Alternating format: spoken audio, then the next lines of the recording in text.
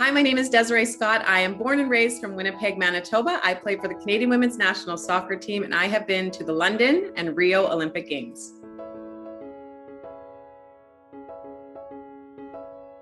It's hard to pinpoint sort of that one pinnacle moment. And obviously, you always dream of going to an Olympic Games or a World Cup as a soccer player and getting on that podium and hearing your anthem being played or getting a medal around your neck. So for me, it would probably be, my first Olympic medal was London 2012. We got a bronze there. And to just see how we built up and worked so hard to get there, the journey was pretty special. And then to actually achieve that was probably one of my biggest moments.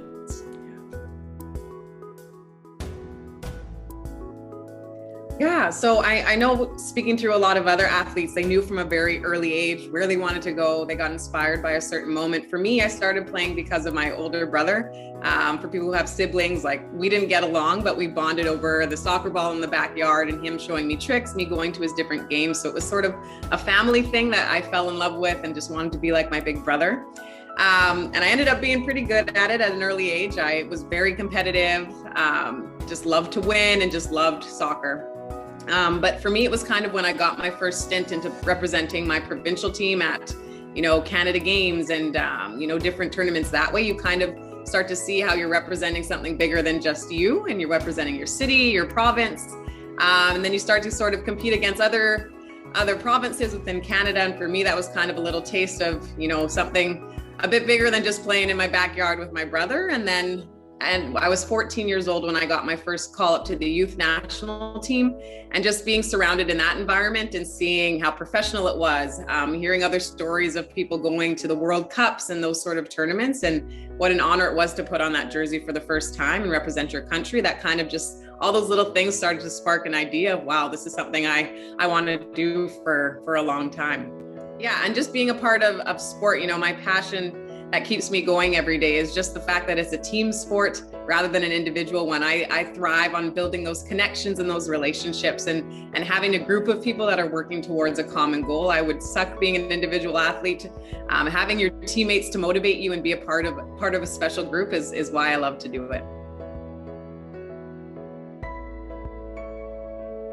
Representing Canada, I've been doing it now for over a decade, and I still pinch myself to think, wow, this is what I call my job and my career. And every moment you put on the Canada red and you see the emblem on your chest, you kind of just get overwhelmed with emotion, and you recognize that there's not a ton of people who get that honor, and it truly is an honor. And I've realized throughout my career, especially as I've gotten older, how grateful I am for every moment that I get to step on the pitch and do something that is truly unique, and to do it amongst some of the best players and people in the world. It's incredible for me.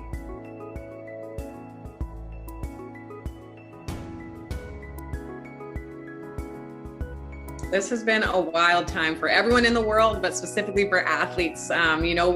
We plan our day-to-day based on these pinnacle events like an Olympic Games. And when we first heard about the postponement, we were kind of just all in a limbo of what's next? What do we do? What are we training for? Because it really drives you from your day-to-day and gives you purpose, and especially in the athletic side of things. So yeah, for me, this last year has just been a roller coaster just of emotions, and the what ifs, and the days when you feel really motivated and the days where you don't at all. And mentally, like I said, being a part of a team sport has been my saving grace, because we're able to connect through WhatsApp and have our conversations and be like, did you guys do that workout today? And you can kind of just have that camaraderie and emotional support when, you're maybe stuck in your basement working out, which I was for 8 months. And for us, our team doesn't get together as often as we would have liked, because we are all over the world, in Europe and Germany and the US. So it's very hard for us to connect and actually get on the grass together with COVID restrictions. So mentally, it's just about, recognizing the situation we're in. But as athletes, we have become so resilient and adaptable, and just trying to make the best of each day. If one day doesn't pan out to be the best, you have tomorrow to bounce back and get back on it. So being a part of that team, I know my teammates are doing the same. So it's just, how can we be our best and get through this together? Right. Yeah. I mean, especially this games during a pandemic. I mean, we've had to realize that maybe there won't be fans in the stands. Families normally travel and are going to be there. You see that sea of red in the stadium. So I think we've had to mentally prepare that these games are going to look different, but in terms of wanting to perform and get on a podium, that does not change for us. And so really, we're just having to adapt our individual plans when we're away from the squad, and how can we make the most of our training environments and be the best we can be when we do come together as a group. And really just making every minute we're together count, because the days are short and we don't have as many leading up to these games. But the mindset doesn't change. You know, we've got gold on our minds, top of the podium, hearing our anthem rise, and it's a dream, you know, that to play in an Olympics is a dream come true. So, you know, you want to be your best and be ready. So that's just what we've been doing.